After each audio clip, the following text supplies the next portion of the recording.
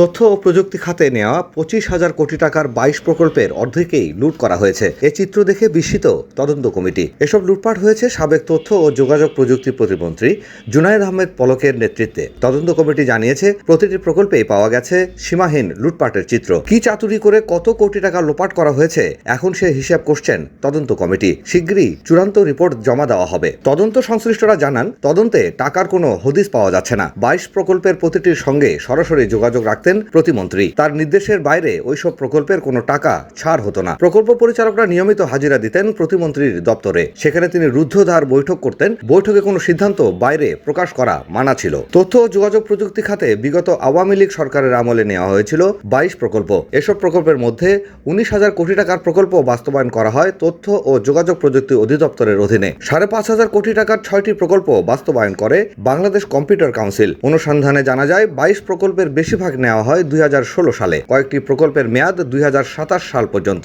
কয়েকটি প্রকল্পে টাকা বরাদ্দের পরিমাণ কয়েক ধাপে বাড়ানো হয়। প্রতিটি প্রকল্প নেওয়া হয়েছে সরকারের নীতি নির্ধারকদের সিদ্ধান্তে। এসব প্রকল্পের টাকা ছাড় হতো তাদের সরাসরি সিদ্ধান্তে। প্রকল্পের সরঞ্জামাদি সরবরাহের কাজ দেওয়া হতো তাদের পছন্দের প্রতিষ্ঠানকে। তদন্ত চলছে যেসব প্রকল্পে, সেগুলো হলো 330 কোটি টাকার মোবাইল গেম ও অ্যাপ্লিকেশন দক্ষতা উন্নয়ন শীর্ষক প্রকল্প, 855 কোটি টাকার অ্যাসপেয়ার টু ইনোভেন্ট A2I, 27 কোটি টাকার দীক্ষা দক্ষতা উন্নয়নের শিক্ষা অনলাইন, 442 কোটি টাকার উদ্ভাবন ও উদ্যোক্তা উন্নয়ন একাডেমি প্রতিষ্ঠাকরণ তৃতীয় সংশোধিত, 158 কোটি টাকার গবেষণা ও উন্নয়নের মাধ্যমে তথ্য প্রযুক্তি বাংলা ভাষা সমৃদ্ধকরণ প্রথম সংশোধিত, 30 কোটি টাকার ডিজিটাল সিলেট সিটি শীর্ষক প্রকল্প দ্বিতীয় সংশোধিত, 504 কোটি টাকার টেলিযোগাযোগ সুবিধা বঞ্চিত এলাকাসমূহে কানেক্টিভিটি স্থাপন প্রকল্প, 167 কোটি টাকার BGDE গভর্নমেন্টের সক্ষমতা বৃদ্ধি শীর্ষক প্রকল্প, 2,541 কোটি টাকার ইনহ্যাচিং ডিজিটাল গভর্নমেন্ট অ্যান্ড ইকোনমিক শীর্ষক প্রকল্প, 49 কোটি টাকার সরকারের ভিডিও কনফারেন্সিং প্ল্যাটফর্ম শক্তিশালীকরণ শীর্ষক প্রকল্প,